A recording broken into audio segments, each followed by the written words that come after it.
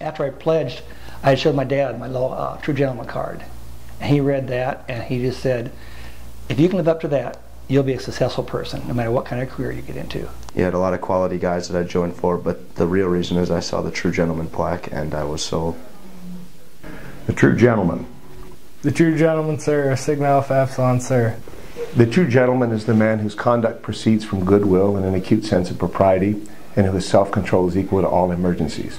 Who does not make the poor man conscious of his poverty, the obscure man of his obscurity, or any man of his inferiority or deformity. Two of my closest fraternity brothers passed away, and I realized at the time that they were people that I should have not neglected, people that I should have kept in touch with, and we all go through those experiences.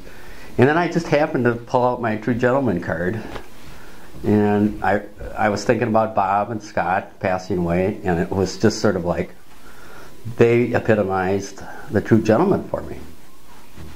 Who's himself humbled when necessity compels him to humble another.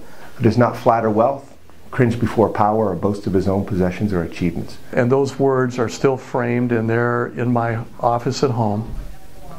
And they mean something to me as much now, today, as they did in that pledgeship all those many years ago.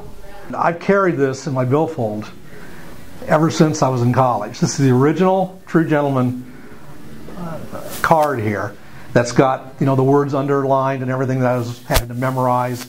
It's got like the founders of SAE written on the back that you had to memorize. And as you can see, it's almost fallen apart. It's taped together and in pretty bad condition. But I've really felt like that if I acted this way in my life, that I was probably doing the right thing most of the time or all of the time, and it was just good rules to follow. Who speaks with frankness but always with sincerity and sympathy. Whose deed follows his word. I took it seriously, that this is a concept that should be respected, and I think if you would ask people that know me well, that they would say that I am a gentleman, and I prize that as perhaps one of the most important things that one should have.